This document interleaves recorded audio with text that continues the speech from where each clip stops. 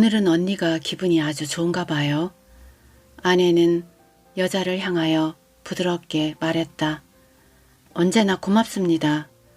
여자와 아내는 꽤 친숙해 보였다. 짐 가방을 내려놓은 여자가 휠체어에 앉아있는 여자의 손을 잡았다. 언니, 늦어서 미안해. 그동안 잘 있었어? 비로소 나는 휠체어에 앉아있는 여자에게로 눈을 돌렸다. 그녀의 눈은 초점이 흐려 있었다. 30대 후반인지 40대 초반인지 짐작할 수가 없었다. 여자에게 손을 잡힌 그녀가 아주 무표정하게 웃었다. 자매의 얼굴은 많이 닮아 있었다. 닮은 두 여자의 얼굴을 번갈아 쳐다보다가 나는 나 자신도 모르게 한 걸음 뒤로 물러섰다. 김현지. 휠체어에 힘없이 앉아있는 여자는 틀림없이 김현지였다. 오늘 들려드릴 작품은 박차련 작가님의 단편 소설 에덴의 숲에서입니다. 이 작품은 도입부터 결말까지 긴장의 끈을 늦출 수가 없는 작품입니다. 슬픔과 감동이 뒤엉켜서 다 듣고 났을 때 가슴이 먹먹해집니다.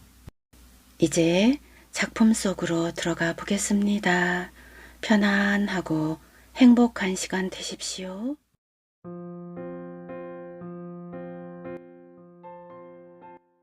에덴의 숲을 찾아가기 위하여 창원 시내에 들어섰을 때는 어스름이 물결처럼 거리에 깔리고 있었다. 빨간 신호등이 켜질 때마다 승용차의 유리문을 열고 바로 옆에 정차했는 택시 기사들에게 에덴의 숲으로 가는 길을 물어보았다. 하지만 에덴의 숲을 아는 택시 기사는 단 한 명도 없었다. 반대로 용지 공원은 쉽게 찾을 수 있었다. 어떤 택시 기사가 친절하게 가르쳐 주었다. 용지 공원은 시내 도로변에 위치해 있었다. 그러나 막상 용지 공원 앞에 승용차를 세우긴 했지만 막막하기 짝이 없었다. 어느 쪽으로 가야 에덴의 숲이 있는지 도무지 감을 잡을 수가 없었다. 처제는 용지공원 앞에서 에덴의 숲으로 가는 봉고차를 탔다는 기억이 난다고 했다. 그러니까 분명히 에덴의 숲으로 가는 차가 있을 것이며 그 차 뒤를 따라 가보라고 했다. 경상남도의 지도와 우편번호 책을 뒤졌다. 아무리 세밀하게 눈여겨 살펴도 에덴의 숲이 있다는 수림군, 수림면은 없었다.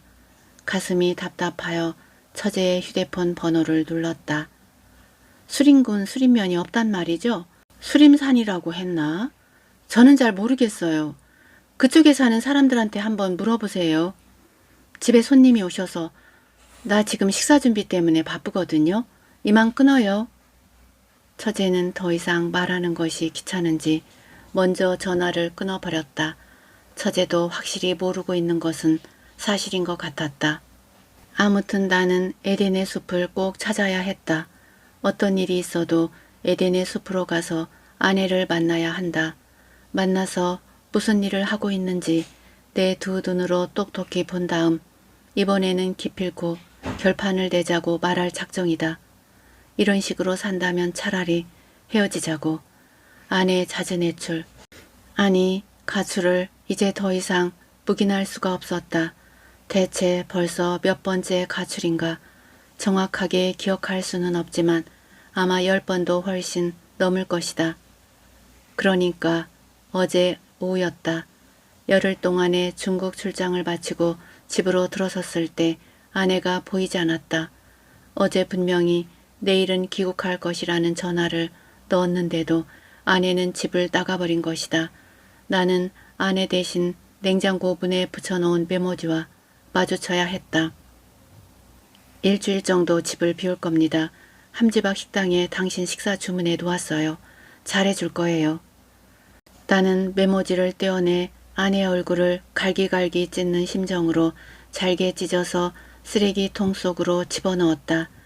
아내에게 주려고 공항 명세점에서 사온 크리스찬 디올 와인색 립스틱도 쓰레기통에 힘껏 던져 처박아 버렸다. 분통이 치밀어 올라 견딜 수 없었다. 아무리 요즘 여자들이 제멋대로라지만 이건 해도 너무했다. 회사의 공정 이전 문제로 중요한 소임을 받고 열흘 동안 업무에 시달리다가 돌아온 출장길이 아닌가. 그런데도 아내라는 여자는 목적지도 밝히지 않고 집을 비우다니 어이가 없었다. 이제 그냥 묵인할 일이 아니었다. 참는데도 한계가 있는 것이다. 냉수 한 컵을 마시고 흥분 상태를 간신히 누르면서 처제에게 전화를 했다. 나의 격한 목소리에서 심상찮은 분위기를 느꼈는지 처제는 어머, 형부 미안해요. 정말 미안해요. 라면서 어쩔 줄 몰라 했다. 처제는 아내가 집을 비운 사실에 대해서 한바탕 흉을 늘어놓았다. 물론 나 듣기 좋아라고 그러는 줄 뻔히 알면서도 아내 편을 들고 변명하는 것보다는 기분이 나쁘지 않았다. 아마 에덴의 숲으로 갔을 거예요. 언니가 성령인가 뭔가를 받기 위하여 기도하러 다니는 기도원 같아요. 잘은 모르겠지만요. 나는 처제에게 버럭버럭 소리를 질러댔다. 왜 저한테 짜증을 내세요? 형부 아내는 언니예요. 조금 전과는 달리 처제가 목소리를 바꾸어 날카롭게 반격을 해왔다. 듣고 보니 옳은 말이었다. 나는 용지공원 정문 앞에서 지나가는 행인들을 붙들고 에덴의 숲이 어디에 있는지 혹시 아느냐고 물어보았다. 그런 이름은 금시초문이라면서 모두들 고개를 저었다. 공원에서 나오는 사람들도 마찬가지였다. 일단 용지공원과 가장 가까운 위치에 있는 호텔로 가서 객실부터 예약을 했다. 이왕 여기에 온 이상 에덴의 숲을 꼭 찾아야 한다. 길에 나가면 만나는 사람마다 다시 물어볼 작정이었다. 식당에서 저녁 식사를 해결하고 호텔 커피숍으로 들어갔다. 차를 주문하러 온 남자 종업원에게 혹시 에덴의 숲을 아느냐고 물어보았다.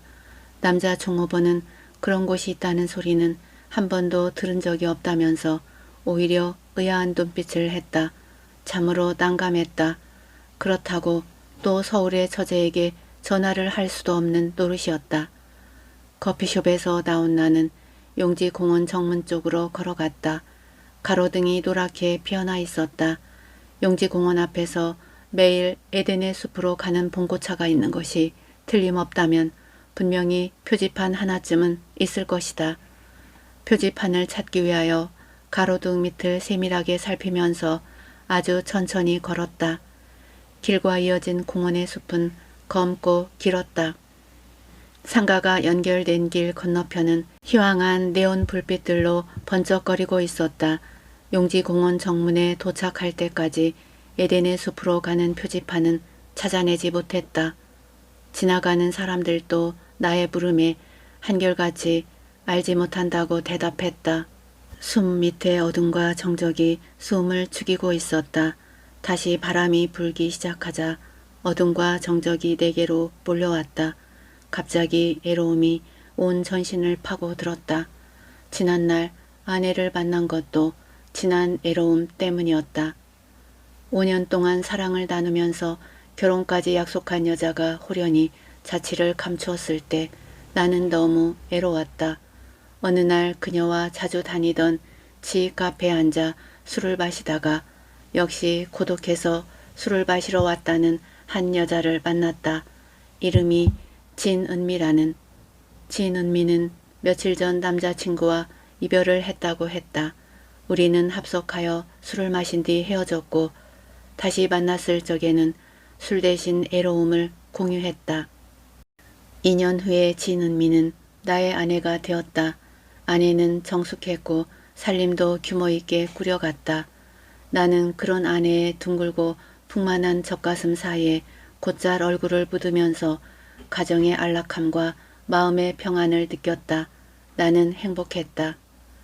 그런데 언제부터인가 아내가 변해갔다. 옆집 여자를 따라 교회를 다니기 시작하고부터였다.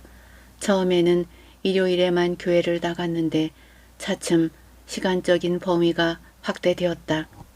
가정주부가 너무하지 않느냐고 불만을 토로하면 대한민국에는 엄연히 종교의 자유가 있는데 쓸데없는 간섭은 하지 말라고 했다.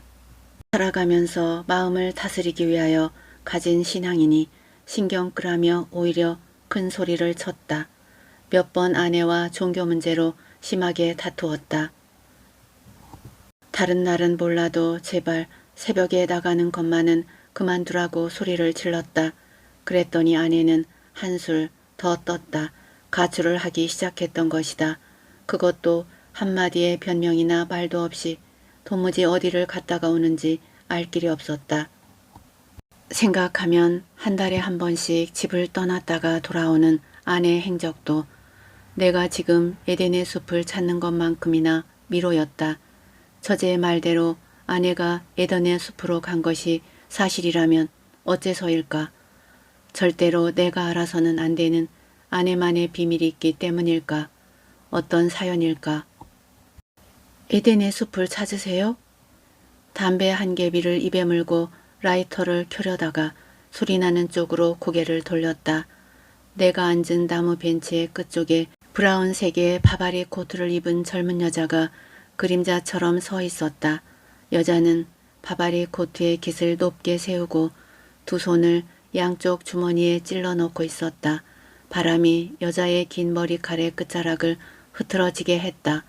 나는 놀란 눈으로 여자를 보았다. 여자가 누구인지는 단번에 알 수 있었다. 아까 낮에 추풍령 휴게소에서 몸을 부딪힌 그 여자였다.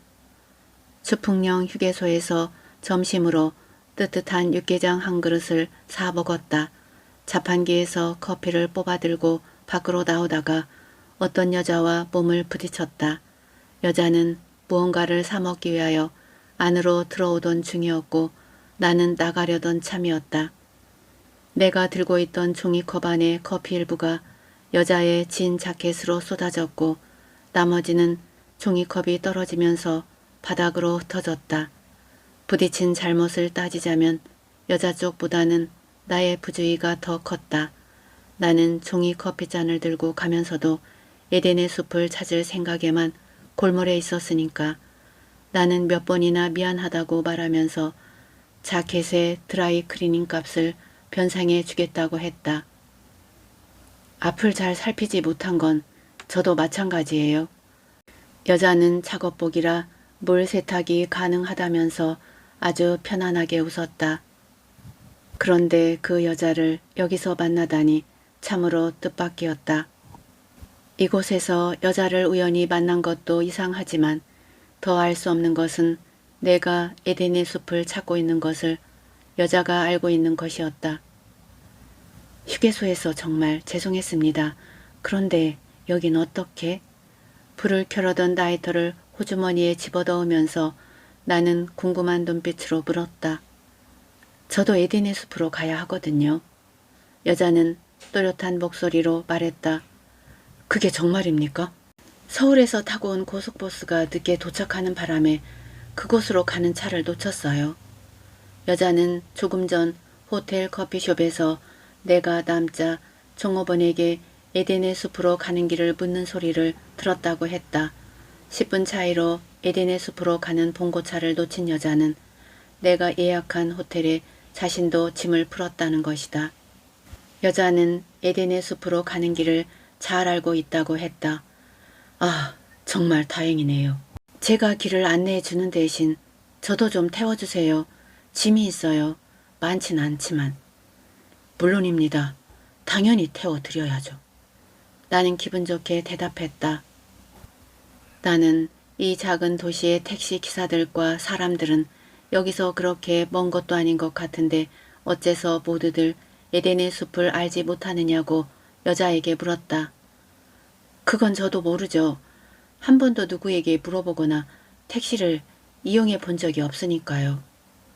시골길을 그것도 산길을 가야 하는데 늦은 밤이 아니라 해도 여자 혼자서 남자 기사가 모으는 택시를 타고 가는 것은 상당히 위험하지 않겠느냐면서 여자는 진지한 음성으로 반문했다. 나는 대답 대신 고개를 끄덕였다. 여자는 걸어와서 내가 앉은 벤치의 중간쯤에 앉았다. 에덴의 숲에는 무슨 일로? 여자가 바바리 코트의 앞단추를 채우면서 물어왔다. 조금 전과는 달리 몸속에서 냉기가 느껴질 만큼 기온이 떨어졌다. 아내를 찾으러, 아니, 잡으러 갑니다. 냉장고 문에 붙어있던 아내의 메모를 생각하자 나는 다시 화가 머리끝까지 치밀어 올랐다. 잡으러 간다니 부인께서 에덴의 숲으로 도망이라도 갔나요? 그럼 혹시 부인께서도? 여자가 매우 조심스럽게 말끝을 흐렸다. 어차피 내일 내 승용차에 동승시켜 길 안내를 받을 처지라면 터놓고 얘기해야 했다. 그렇단 부인께서 혹시 자원봉사를 하러 간 거 아닐까요? 그곳엔 자원봉사자들이 많이 와요. 의외로 먼 서울에서요. 대체 그곳이 뭘 하는 곳인데 내 마누라가 서울에서 경남까지 자원봉사를 하러 간답니까? 나는 여자를 향하여 버럭 소리를 질렀다. 여자가 황당한 표정을 지었다. 사실은 제 언니도 그곳에 있어요.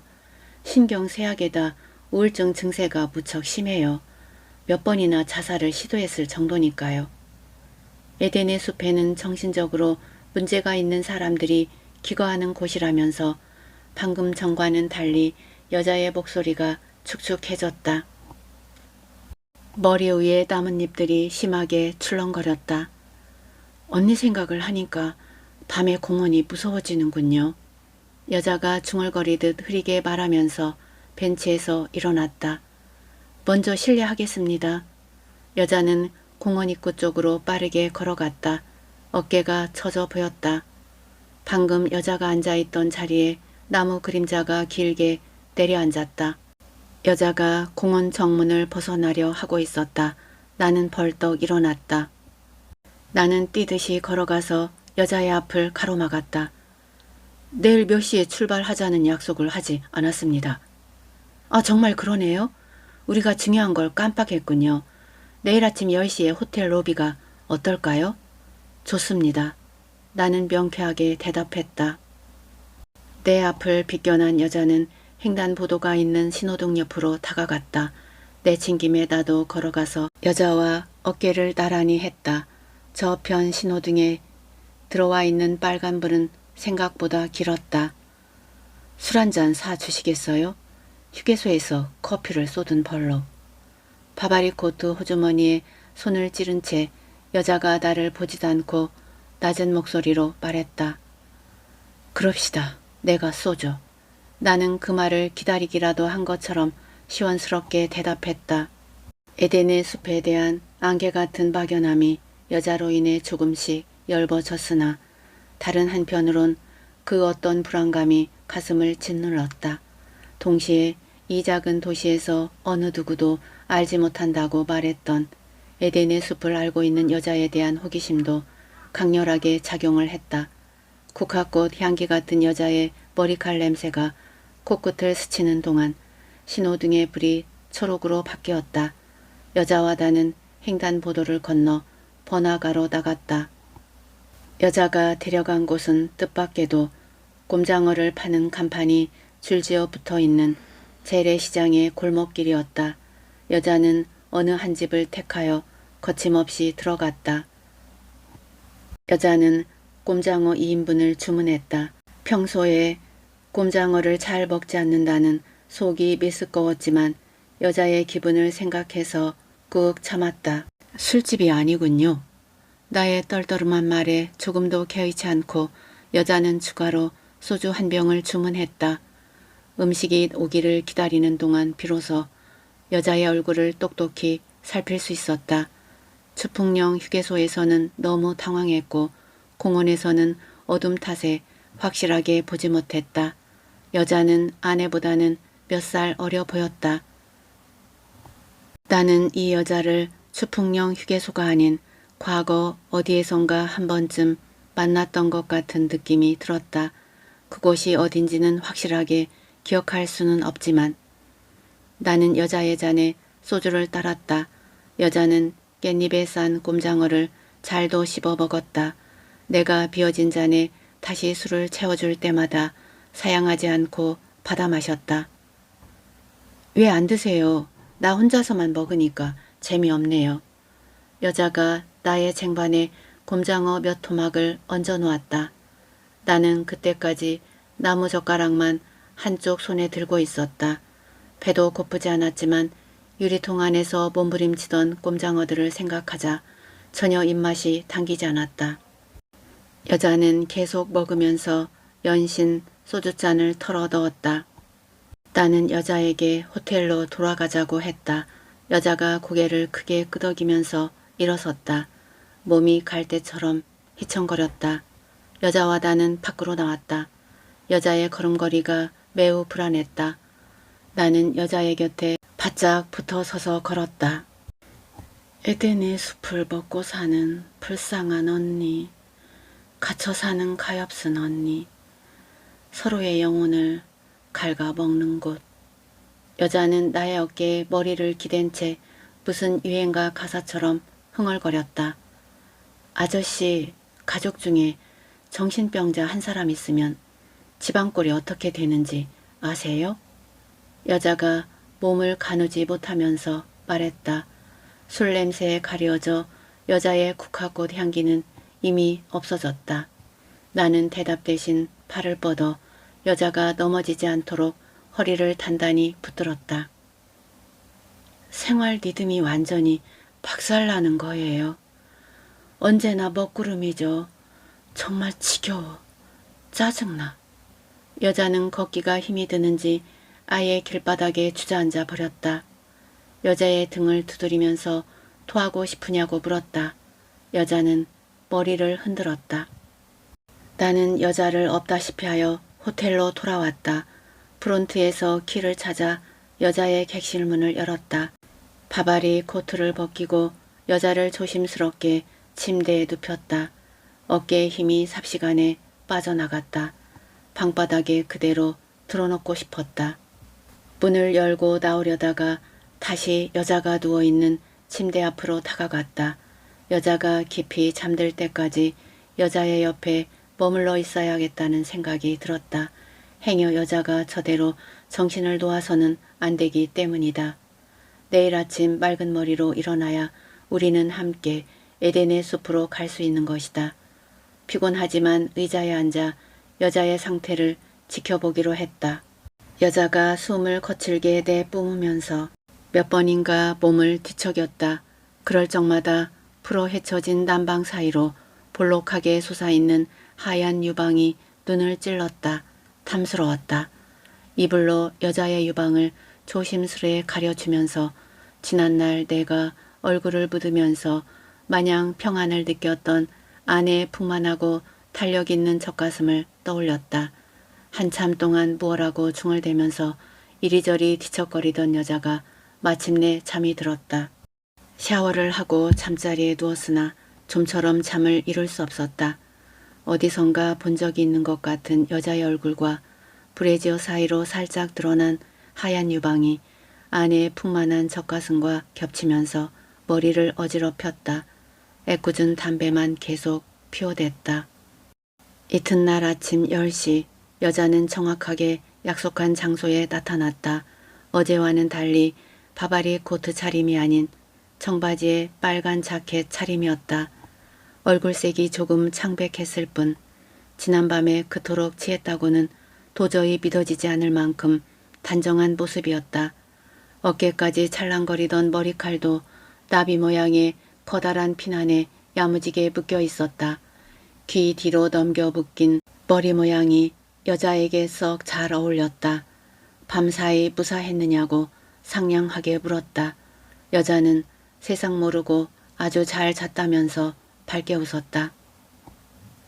운전석 옆자리에 앉은 여자는 안전벨트를 찾아 어깨에 둘렀다. 나는 여자가 가자는 방향으로 차를 몰았다. 고속도로를 벗어나서 왕복 2차선인 국도로 접어들자 양쪽으로 줄지어 서 있는 은행나무 잎들이 노랗게 물들어 아름다운 파도를 일으키고 있었다. 오랜 동안의 침묵이 어색했는지 갑자기 여자가 물어왔다. 부인을 찾으면 어떻게 할 것이냐고. 내가 충분히 납득할 만한 사유가 없는 이상 이혼을 하자고 말할 생각입니다. 나는 단호하게 말했다. 정말로 그럴 작정이었다. 회사에 휴가까지 내면서 나선 길이다. 여자는 다시 말이 없어졌다. 나는 수림군 수림면을 아느냐고 물었다. 그런 지명은 없고 에덴의 숲이 있는 산의 이름이 수림산이라고 했다. 30분 정도만 더 운전하시면 에덴의 숲을 볼 수 있을 거예요. 산을 옆으로 끼고 달리는 길은 좁지만 시멘트로 포장이 잘 되어 있어서 운전하는데 별다른 불편함은 없었다. 산의 반대편에는 주홍색으로 익은 감들이 주렁주렁 가지에 매달려 있는 집들이 있었다.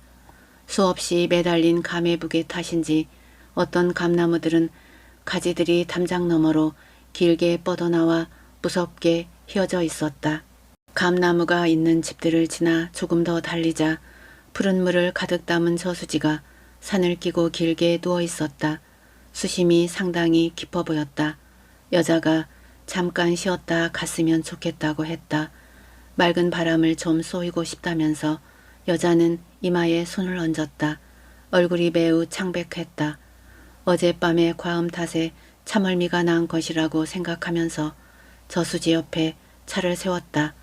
여자가 먼저 밖으로 나갔다.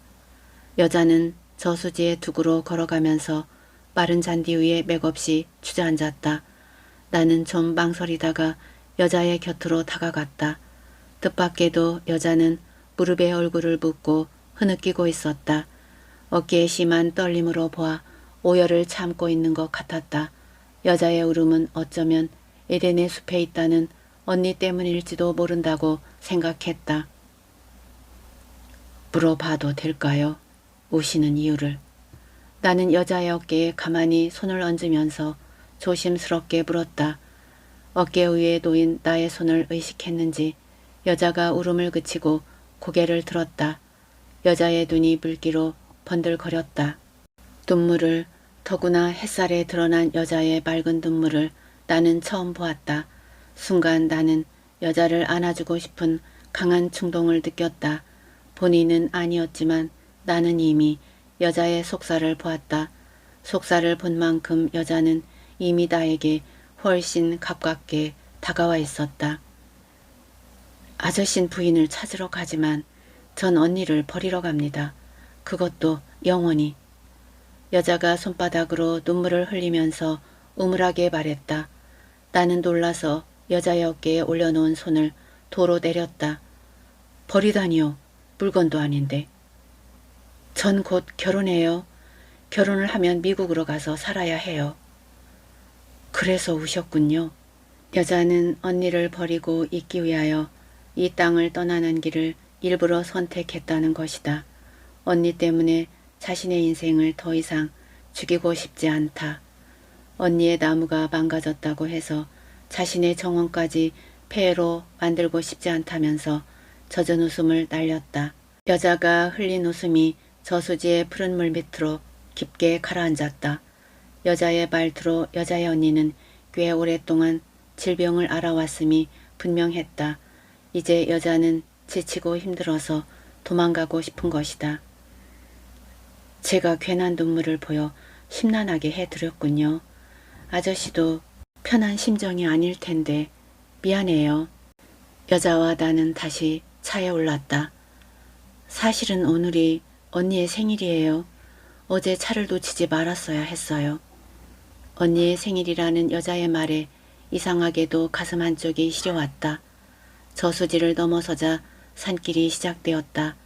길 양편은 모두 산이었다. 여자의 얼굴은 침울했고 우리들의 대화는 더 이상 연결되지 않았다. 지금 가고 있는 산속의 이 길이 에덴의 숲이 시작되는 곳이라는 짐작은 같다. 그렇지만 여전히 안개 속을 달리고 있다는 생각을 떨쳐버릴 수는 없었다. 보세요. 에덴의 숲을. 드디어 에덴의 숲이 눈앞에 나타났다. 에덴의 숲은 웅장한 숲속에 둘러싸여 있었다.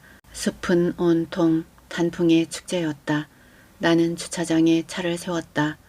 넓은 주차장에는 한 대 회색 승용차와 사랑의 집이라고 쓰여있는 봉고차만이 정차해 있어서인지 무척 의심연스러워 보였다. 이곳의 진짜 이름은 사랑의 집이라고 했다. 이 숲속에 있는 동안만이라도 행복해지기를 바란다는 의미에서 그렇게 부른다고 설명을 했다. 비로소 내가 하룻밤을 지내고 온 그 도시의 사람들이 에덴의 숲에 대해서 전혀 알지 못하는 사실을 이해할 수 있었다. 여기 있는 환자들은 모두 여자들이에요. 그것도 정신이 병들어 있는. 트렁크 문을 열고 짐을 드러내는 나를 향하여 여자가 슬픈 목소리로 말했다. 생일 음식을 좀 장만해 왔어요. 마지막으로요. 짐 가방에 손잡이를 올리면서 여자가 쓰게 웃었다. 나는 보자기에 싼 묵직한 짐을 들고 여자를 따라 은행나무 잎들이 노랗게 흔들리고 있는 입구를 지나 안으로 걸어갔다. 건물 앞 정원은 넓었다. 군데군데 벤치도 놓여 있었다. 벤치에는 나비 무늬가 그려진 환자복을 입은 여자들이 앉아서 서늘한 가을 햇살을 쬐고 있었다. 휠체어를 타고 있는 여자들도 보였다. 자원봉사자들이 휠체어를 밀고 있었다. 여자는 부인이 자원봉사자 명단에 들어있는지 먼저 확인부터 하자고 했다. 그러나 나는 아내 명단을 확인하기 위하여 사무실까지 가야 하는 수고를 할 필요가 없었다. 아내가 다른 자원봉사자들처럼 연초록 가운을 입고 휠체어에 탄 여자를 천천히 밀고 오고 있었기 때문이었다. 다가온 아내의 놀란 눈과 나의 눈이 매서운 빛을 내면서 소리 없이 부딪혔다.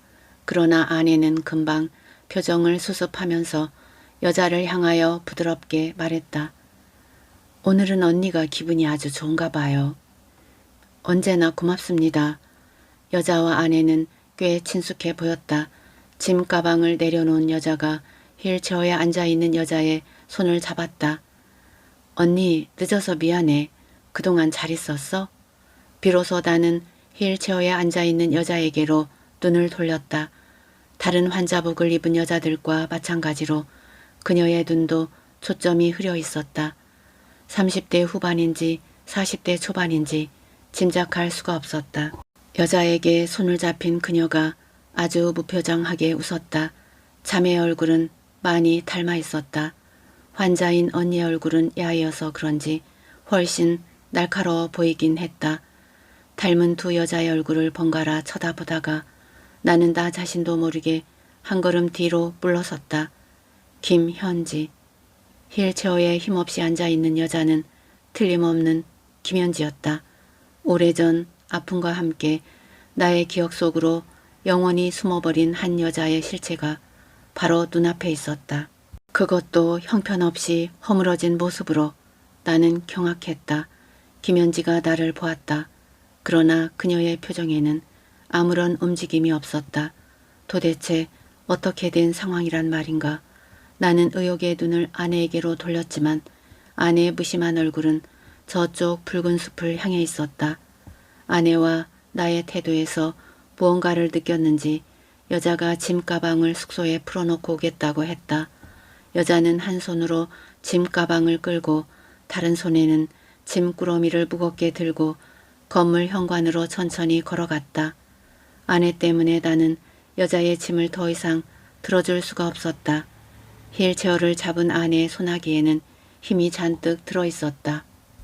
아내가 나를 남편이라고 소개하자 이미 눈치를 챘다면서 여자는 가볍게 휠체어를 넘겨받았다. 김현지의 눈은 하늘을 보고 있었다. 멍한 눈이었지만 두 여자와는 친숙해 있는 눈이었다. 두 분과 저 참으로 기이한 인연이네요. 정말 고맙습니다. 여자는 고개 숙여 인사하고는 휠체어를 천천히 밀면서 멀어져 갔다. 군 복무를 마치고 대학 3학년에 복학을 하면서 김현지를 만났다. 같은 영문과였다. 처음 그녀를 보았을 때 긴 생머리에 단정한 복장과 고전적인 얼굴이 무척 인상적이었다. 스타디 동아리를 같이 하면서 자연스레 가까워졌다. 나는 설레는 마음으로 한 걸음씩 그녀에게로 다가갔다. 그녀가 처음은 아니었다. 고교 시절에도 여자친구는 있었고 대학에 들어가서도 여자는 있었다. 두 명 모두 별것도 아닌 걸 가지고 다투다가 헤어졌다. 철이 없었던 탓이었는지도 몰랐다. 그러나 김현지를 만났을 때는 달랐다. 나는 엄격한 군대 생활을 거치면서 보다 성숙해진 모습으로 캠퍼스로 돌아와 있었다. 인생과 미래에 대해 생각하게 되었고 그녀를 진심으로 사랑했다. 진지한 나의 감정을 느꼈는지 그녀도 마음의 문을 열어주었다. 우리는 서로를 깊이 신뢰했다. 점점 두터워지는 그녀에 대한 사랑의 감정을 나는 매일 일기장에 남겼다. 일기를 쓸 때는 행복했다. 졸업을 하자 나는 바로 S그룹 계열의 회사에 취직을 했다. 전자제품으로 널리 알려진 회사였다. 그녀는 유명 브랜드의 의류회사 비서실에 근무하게 되었다. 대학 시절과는 달리 직장인으로서 우리는 각자의 일에 바빴다. 그래도 틈만 나면 자주 만났다. 그녀는 나와의 결혼을 부모님과 상의하기 위하여 휴가를 내어 고향인 창원으로 내려갔다. 그런데 일주일이 넘도록 그녀에게선 아무런 소식이 없었다. 몇 번이나 전화를 했지만 연결이 되지 않았다. 불안했다. 혹시 그녀의 부모님이 점 찍어 놓은 사윗감이라도 있어서 다투는 것일까? 나와의 결혼을 허락하지 않아 행여 단식 투쟁이라도 하고 있는 걸까? 그렇다고 전화조차 없는 것은 너무나 이상했다.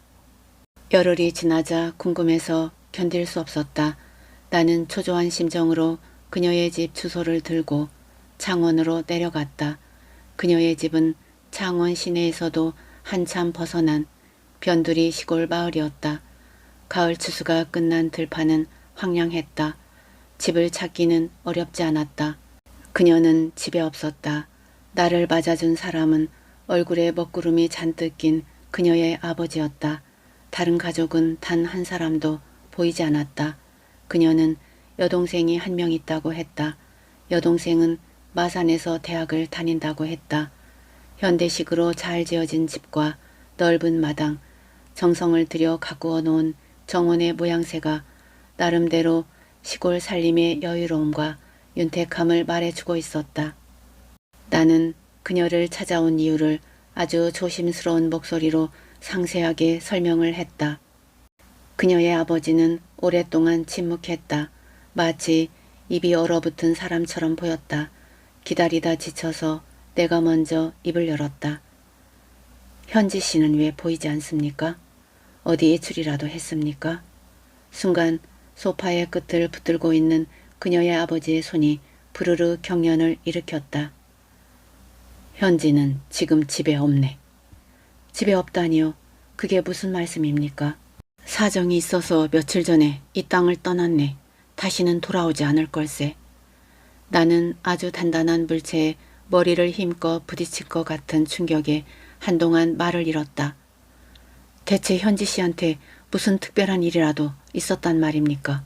말씀해 주십시오. 알려고 하지 말게. 그 앤 죽었으니까. 아무리 애원을 해도 그녀의 아버지는 그 사정이라는 것에 대해서 입을 열지 않았다. 자정이 넘도록 집안에는 여전히 사람의 그림자라고는 볼 수 없었다. 그녀 아버지의 질긴 침묵은 계속되었고 담장을 넘어온 스산한 바람만 넓은 뜰을 거칠게 휘젓고 있었다. 거의 뜬 눈으로 하얗게 밤을 밝힌 나는 이튿날 아침 쫓기다시피 그 집 대문을 나서야 했다. 현진 잊어버리게. 자네를 위해서야. 사정이 없었다 해도 난 자네가 마음에 들지 않으니까. 대문을 걸어 잠그면서 그녀의 아버지는 얼음처럼 싸늘하게 말했다. 나는 죽음처럼 참담한 심정을 안고 집으로 돌아왔다.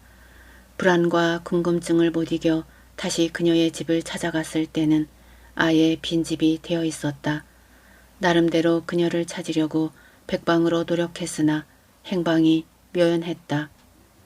김현지를 찾지 못한 괴로움과 방황의 나날 속에서 지금의 아내를 만났다. 아내와의 결혼과 더불어 나는 그녀를 가슴속에서 끄집어내 땅속에 묻어버리기로 결심했다. 그것도 다시는 찾아낼 수 없을 만큼 아주 깊이 감추어 버렸다. 아내와 나는 숲의 계곡으로 갔다. 계곡에는 수정보다 맑은 물이 흐르고 있었다. 우리는 편안한 바위를 찾아 나란히 앉았다. 당신이 먼저 설명을 할래요? 김연애 씨와 같이 오게 된 이유를. 아내가 매우 가라앉은 목소리로 먼저 입을 열었다. 여자의 이름이 김연애인가 보다. 그렇게 되었군요. 이제는 내가 말할 차례군요. 아내는 차분하게 말했다. 우연히 당신 일기장을 보았어요. 24평 전세 아파트에서 32평 아파트를 사서 이사했을 때였어요. 서재를 정리하다가. 아내와 결혼하면서 그 일기장을 없애지 못한 것은 분명 나의 큰 실수였다. 그녀를 사귀면서부터 쓰기 시작한 일기였다. 수많은 사랑의 언어들, 즐겁게 지낸 아름다운 나날들, 그녀와 나누었던 키스에 대한 감미로움까지도 절절하게 표현되어 있었다. 어느 한순간 바람처럼 사라진 그녀에 대한 그리움과 분노, 고통의 감정들이 통곡처럼 담겨있는 일기장이었다. 그녀를 가슴속에 몰아낼 때 의외로 일기장은 잊고 있었다. 나의 옛 일기장을 읽은 아내는 한동안 심적 갈등으로 무척 혼란스러웠다. 다른 여자와 결혼을 했으면서 옛 애인의 기록으로 가득한 일기장을 계속 보관하고 있는 것은 김연지라는 여자를 여전히 잊지 못하고 있기 때문이라고 판단했다. 마음의 갈등을 느끼다가 해결 방법의 하나로 선택한 것이 신앙이었다. 난생 처음으로 교회의 문을 두드렸다. 교회는 아내 적성에 잘 맞았다. 교회에 상담 프로그램이 신설되면서 대학에서 상담 심리학을 전공한 아내도 그 일에 동참하게 되었다. 상담실에서 아내와 마주 앉은 김현애는 어둡고 곤혹스러운 얼굴로 언니에 관한 이야기를 털어놓았다. 언니는 대학 시절 같은 과 한 남자와 사랑을 했었고 졸업 후에는 각자 직장 생활을 하면서 결혼을 하기로 합의했다. 언니는 먼저 전화로 부모님께 결혼하고 싶은 사람이 있음을 알렸다. 아버지는 너를 믿으니 너의 결정에 따르겠지만 우선 집으로 와서 자초지종을 이야기하라고 했다. 가을이 깊은 어느 토요일 언니는 서울에서 창원으로 가는 고속버스를 탔다. 창원 터미널에 내렸을 때는 이미 깊은 밤이었다. 늦은 밤에 남자가 모는 택시를 타기가 꺼림칙하여 차라리 걸어가기로 했다. 달빛이 밝아서 기분이 좋았다. 언니는 창원에 있는 중고등학교를 다녔고 창원시에서 집까지의 거리는 3km 정도였다. 방과 후 친구들과 어울려 시내를 돌아다니다 보면 마을버스를 놓칠 때가 많았다. 그러면 모두들 함께 어울려 곧잘 걸어 다녔던 익숙한 길이어서 두려움 같은 것은 전혀 없었다. 오히려 여학교 시절의 추억이 솟아나 상큼한 마음으로 신장로를 걸어갔다. 그런데 길의 절반쯤 갔을 때였다. 저쪽에서 뭐라고 떠들면서 걸어오던 세 사람의 청년들과 마주쳤다. 그들 모두가 낯선 데다가 불량기가 있어 보였다. 밤길에는 사람을 만나는 것이 제일 무섭다고 했던가. 더구나 술을 몇 잔씩 걸친 것 같은 세 청년의 흐트러진 모습은 두려움을 가지기에 충분했다. 언니는 그들을 스쳐 최대한 빨리 걸었다. 등 뒤에서 그들의 발자국 소리가 어지럽게 들려왔다. 섬뜩했다. 위기감을 느낀 그녀는 구두를 벗어들고 죽을 힘을 다하여 아스팔트 위를 달리기 시작했다. 그러나 그녀의 다른박질은 그들의 상대가 되지 못했다. 그들은 금세 그녀의 앞길을 가로막았다. 딱 버티고 서 있는 세 명의 불량스러워 보이는 젊은 청년들. 그녀의 온몸이 경직되었다. 지금 그들이 원하는 것이 무엇인지를 감지한 그녀는 입술을 깨물었다. 달빛은 밝았지만 어디에도 구원의 손길은 보이지 않았다. 손에 맥이 풀리면서 들고 있던 구두가 길바닥으로 떨어졌다. 그녀는 다시 뛰어야 한다고 생각했지만 발이 떨어지지 않았다. 한 청년이 그녀가 들고 있는 핸드백을 거칠게 낚아챘다. 동시에 다른 두 청년이 그녀의 입을 틀어막고 둑으로 끌고 갔다. 두 개는 잔디가 누렇게 깔려 있었다. 그들은 찔레나무 덤불이 있는 곳으로 그녀를 밀어넣었다. 한 청년이 입고 있던 사파리를 벗어서 잔디 위에 깔았다. 발버둥에 몸부림도 애원도 아무런 소용이 없었다. 죽을 힘을 다하여 반항하는 그녀의 옷을 강제로 벗긴 그들은 이미 사나운 야수일 뿐이었다. 고통의 신음소리를 내던 그녀는 실신했고 3마리의 짐승들은 흔적 하나 남기지 않고 사라졌다. 새벽녘에 마침 그곳을 지나가던 옆집 아저씨에게 발견되어 엎혀서 집으로 돌아온 그녀는 날이 밝도록 헛소리를 하며 알았다. 계속하여 정신을 차리지 못한 그녀는 결국 병원으로 실려갔다. 결혼의 꿈은 산산조각이 났다. 단 하룻밤 사이에 언니의 인생은 천국에서 지옥으로 변해버렸다. 혼자 남아서 집을 지키는 아버지에게 결혼을 약속했다는 남자가 초조한 얼굴로 찾아왔다. 아버지는 딸이 당한 이 기막힌 사실을 차마 입으로 털어놓을 수가 없었다. 고민 끝에 아버지는 아는 사람이 없는 대전시로 이사를 갔다. 퇴원을 한 그녀는 남해에 있는 이모 집으로 보내졌다. 이모는 정성을 다하여 그녀를 보살폈다. 1년 가까이 이모 집에서 지낸 그녀는 상당히 호전이 되어 집으로 돌아왔다. 그러나 계절이 가을로 접어들자 심한 우울증 증세가 시작되면서 가끔 발작을 일으켰다. 특히 밤을 두려워했다. 언젠가는 주방에서 식칼로 동맥을 절단하려다가 발각되기도 했다. 그녀 때문에 집안은 온통 먹구름이었고 가족들은 늘 전전긍긍해야만 했다. 날이 갈수록 그녀의 정신은 황폐해갔다. 큰딸 때문에 심한 소가리를 해오던 어머니가 시름시름 앓다가 어느 날 덜컥 돌아가셨다. 어머니의 죽음으로 넋을 잃은 아버지는 아예 말문을 닫아버렸다. 김현애가 교회를 찾은 것은 그때부터였다. 신이라는 기독교 신자들이 말하는 그 신이 정말 존재한다면 이 힘든 상황을 해결해 달라고 간구하고 싶었다. 언니를 낫게 해달라고 간절히 기도했지만 언니의 상태는 조금도 달라지지 않았다. 김현애의 집안 사정을 딱하게 여긴 독실한 기독교 신자인 친구의 어머니가 사랑의 집을 소개해 주었다. 그녀가 사랑의 집으로 떠나간 얼마 후 결국 아버지도 이 세상을 하직했다. 혼자 남은 김현애는 그녀의 유일한 보호자가 되었다. 부모님을 차례로 잃어버리게 한 대전은 김현애에게는 그야말로 잔인한 도시였다. 김현애는 대전의 집과 아직도 고향에 남아있는 토지를 모두 정리하여 서울로 올라왔다. 대단지 아파트 상가에 화장품 가게를 차렸다. 몫이 좋아 수입은 그런대로 괜찮은 편이었다. 앞으로 결혼도 해야 하는데 언니 때문에 괴롭다면서 김현애는 눈물을 보였다. 아내 머릿속에 일기장의 내용이 잡혀왔다. 김현애에게 언니의 이름을 물었다. 김현지예요.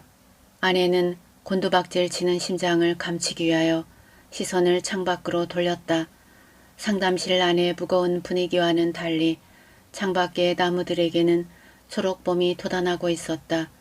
상담자들의 이야기는 거의가 어둡고 슬픈 것들이었다. 참담하다고밖에 표현할 수 없는 일들도 있었다. 종교나 성격 차이로 빚어지는 부부 사이의 갈등 같은 것은 오히려 사치로 느껴질 만큼 삶의 질곡이 깊은 사연들이 생각보다 많았다. 상담의 끝은 늘 울음이었다. 남자 집사가 맡고 있는 남자들의 상담의 끝은 어떠한지 몰라도 여자들은 목에 걸린 가시를 토해내듯 울음을 터뜨렸다. 김연애도 마찬가지였다.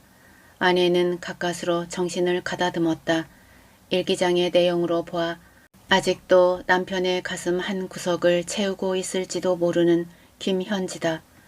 그런 김현지의 동생이 비참할 대로 비참해버린 언니의 삶을 책임져야 하는 고통 때문에 눈물을 흘리고 있는 것이다. 아내는 생각했다. 지금 가장 중요한 것이 무엇인가를. 이 기막힌 현실 앞에서 참으로 필요한 것이 어떤 것인가를. 집으로 돌아온 아내는 처음으로 지방에 내려가 있는 남편에게 전화를 넣었다. 그러나 그 어떤 말도 하지 못했다. 교회의 주보에 사랑의 집이 소개되면서 제법 많은 여자 집사들이 자원봉사자로 신청을 해왔다. 물론 아내가 제일 먼저 했다. 내 속을 꺼멓게 뒤집어 놓았던 아내의 가출에 대한 비밀은 뚜렷한 명분을 지니고 밝혀졌다. 나는 할 말을 잃었다. 아내를 잡으러 온 것이 아니라 아내에게 잡혀있는 기분이었다. 어떻게 이렇게 되어버린 김현지 씨의 이야기를 당신에게 할 수 있었겠어요? 이런 결정 나로서도 결코 쉬운 일이 아니었어요. 아내의 목소리가 마치 김현지의 울부짖음처럼 들려왔다. 오늘이 김현지 씨의 36번째 생일이에요. 그랬었다. 그녀의 생일은 언제나 가을의 가장 깊은 곳에 있었다. 산과 정원에 단풍이 들기 시작하면 나는 달력에 빨간 동그라미를 커다랗게 표시해 놓고는 가슴 설레며 그날을 기다렸었다. 현애 씨가 생일상을 차리고 있을 거예요. 음식을 장만해 오겠다고 미리 말하더군요. 가서 도와주어야 해요. 아내가 바위에서 일어섰다. 1시간쯤 뒤에 오고 싶으면 오라면서 아내는 급히 걸어갔다. 그 묵직했던 짐이 김현지를 위한 생일 성찬이었구나. 어쩌면 마지막이 될지도 모르는. 가슴이 찢어질 듯 쓰라렸다. 그녀에 대한 먼 기억이 아름다운 것이라면 그녀를 만난 현실은 너무나 비참했다. 어째서 나는 지금까지 그녀를 까마득히 잊고 살아올 수 있었던가.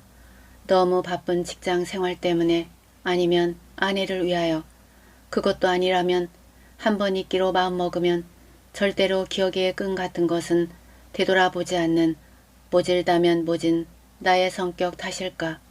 일어서는 두 다리가 후들거렸다. 나는 천천히 숲의 계곡을 빠져나와 들판 쪽으로 걸어갔다. 마음이 끝없이 젖어왔다. 들판을 걸으면서 눈에 보이는 대로 야생화를 꺾었다. 그녀와 사랑을 하는 동안 여러 종류의 생일 선물을 주고받았다. 감미로운 키스도 빠지지 않았다. 그때 우리의 미래는 눈부시게 찬란하고 아름다웠다. 지난 5월에는 아내에게 35송이의 빨갛고 싱그러운 장미를 안겨주었다. 들판에는 빨간 장미꽃이 없었다. 그 대신 제멋대로 흩어져 피어있는 보라, 노랑, 하얀 꽃들을 모아 가슴에 안았다. 가까운 산 등성이에 숨어있는 분홍 꽃들도 빼놓지 않았다. 나는 정성을 다하여 한 묶음의 풍성한 꽃다발을 만들었다. 간결하고 수수한 들꽃들은 꼭 예전의 그녀 모습 같았다. 정확하게 1시간 뒤 나는 아내가 말해준 그녀의 숙소를 찾아갔다. 생일상이 조촐하게 차려져 있었다. 그녀는 엷은 오렌지색 한복을 입고 단아하게 앉아 있었다. 머리를 곱게 빗어올리고 연한 화장까지 한 모습이 아까의 창백한 얼굴과는 달리 생기를 띠고 있었다. 김현애의 손길 탓이리라. 케이크와 촛불을 밝힌 아내가 내 가슴에 안겨있는 꽃다발을 유심히 보고 있었다. 사랑의 집 원장과 몇 명의 자원봉사자들도 함께 있었다. 원장의 기도로 시작된 간단한 예배가 있은 다음 모두들 준비해온 선물을 그녀에게 내밀었다. 그녀는 처연하게 웃으면서 선물 꾸러미들을 받았다. 옆에서 김현애가 거들었다. 아내가 내게 눈짓을 했다. 마지막으로 나의 꽃다발이 그녀에게 내밀어졌다. 슬픔이 치밀어 올랐다. 한때는 계절이 바뀔 때마다 얼마나 많은 꽃들을 그녀의 가슴에 안겨주었던가.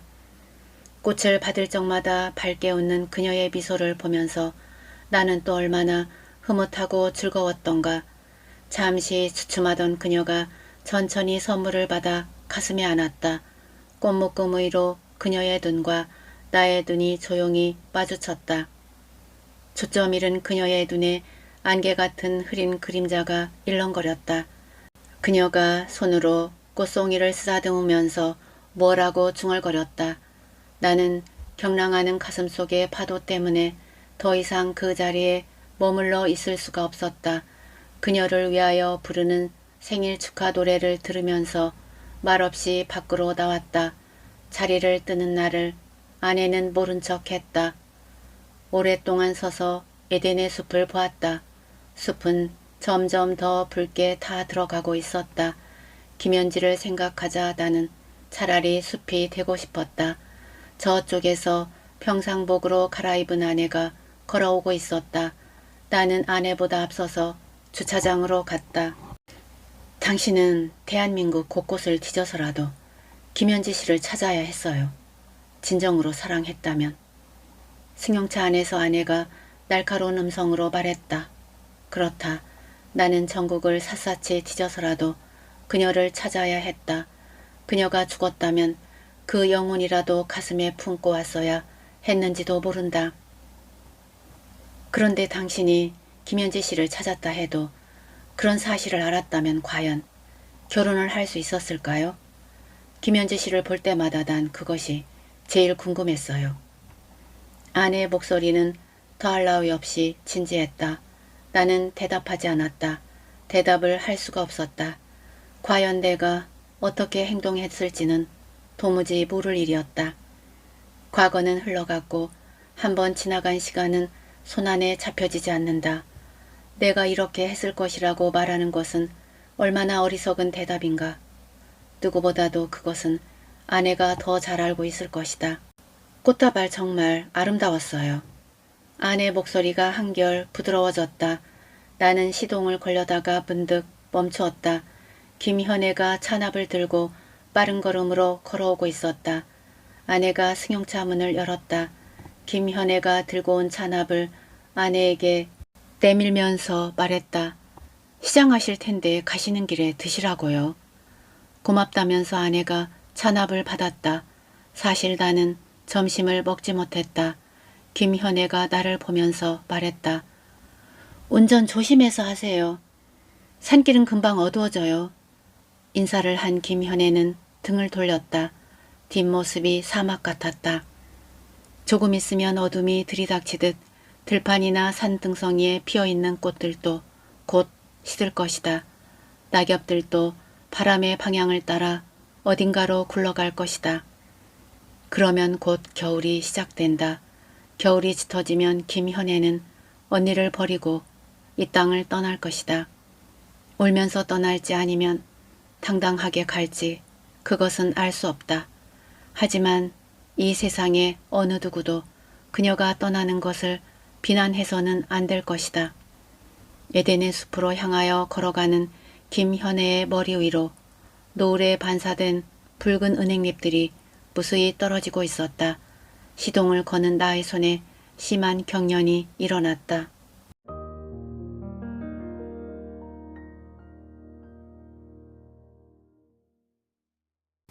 작품 잘 감상하셨는지요? 작품을 읽어가면서 아내의 거처가 몹시 궁금했어요. 그러면서 상상했죠. 사이비 종교에 푹 빠졌구나 했습니다. 이런 반전이 숨어 있을 줄 몰랐습니다.